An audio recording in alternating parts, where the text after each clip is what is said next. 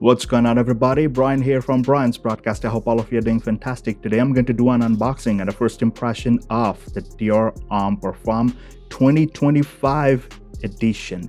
This particular edition or release or iteration, whatever you call, has been reformulated, and of course not too many people are happy about it. Some people are really looking forward to it, and just like myself here, and I ordered the fragrance right off the Dior website here in the United States. So guys, this video is not a sponsored content. I was not sent this bottle from Dior or Influencer or whatsoever. This is not a sponsored content. So your like and subscription to my channel means a lot.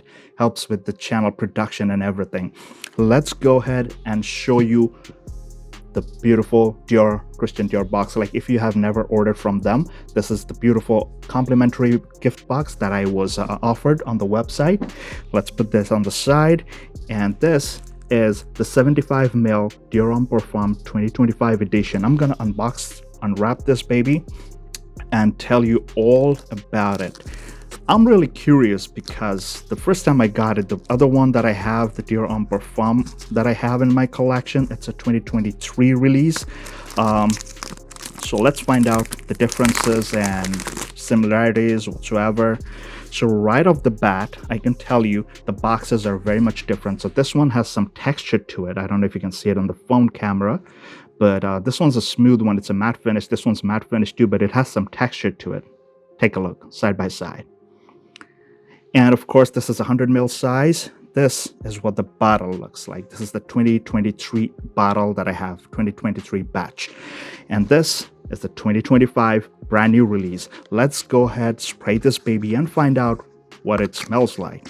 And as you can see, like the box presentation is also different. Like the logo here and the logo here, these are very different. So there are stark differences in the presentation. And this is the 75 ml 2025 edition. This is the 2023 bottle, so lots of differences. So this bottle does not have a gradient. This one has a deep gradient and it's coming down, and this one has this almost like a burnt deep orange ambery kind of coloration to it, like the juice color. This one, on the other hand, it's much lighter. As you can see, like you can tell the differences right away. Lots of differences visually. So I'm gonna spray this, and before I do, let me tell you about the notes. So as per Fragrantica, because the Dior website did not have too much, but I also looked up the notes, the latest one, 2025 iteration, like in other places, and they kind of match up. So on the top, they mention on the iris, on the mids, you've got some amber, and on the base, you've got patchouli and vetiver. This is the 2025 edition. Now, of course, if you are a fan of the earlier versions, that had a lot of things going on. Like there was musk, there was oud, there was leather, rose, and there was orange. But this 2025 iteration does not have all those notes. So it's a whole different take. So Francis Kurkdjian worked on this particular formula, reworked the whole formula of Dior Homme Parfum. Let's go ahead, spray this thing and find out what it's all about. So another difference that I'm seeing here is that the cap. This one is pretty much translucent, but this one, it's opaque. So a lot of differences, a lot. So the bottle design, structure, everything's, it's pretty different. All right, moment of truth. Let's see what Dior Homme Parfum 2025 smells like. The atomizer is really nice. Right away, off the bat, I can tell you this one, I'm gonna put it this way, the 2025 one, it's a very mass appealing opening. Like it smells very fresh. It's more on the fresher side as opposed to the 2023 or the earlier iteration. This one's like dark, dense, opulent, whereas this one, it's dense, but the darkness is much more toned down. It's much more on the fresher, more appealing, like more friendly to wear. This one does not come off, like the iris is not coming off right away, but I do feel the iris somewhere in the background almost has this nice cooling sensation to it. And definitely the 2025 edition kind of has that almost like a chocolatey deep chocolatey kind of vibe. I'm not talking about some sweet chocolate. I'm talking about, right, just like the chocolate powder kind of thing, like not the powdery chocolate, but almost like a milk chocolate that's smooth in texture, but not the sweet one, just the chocolate part. I hope you understand what I'm trying to say. It's much more easy to wear for sure, because this one would come off like very deep, dense, and dark, and this one was very potent. This one is coming off a bit lighter, but definitely the potency is there, because this is only the first 3 or 4 sprays in the opening, so of course the alcohol has to evaporate, and of course the notes are going to come off. But right off the bat, it's smelling really potent, like it's smelling nice.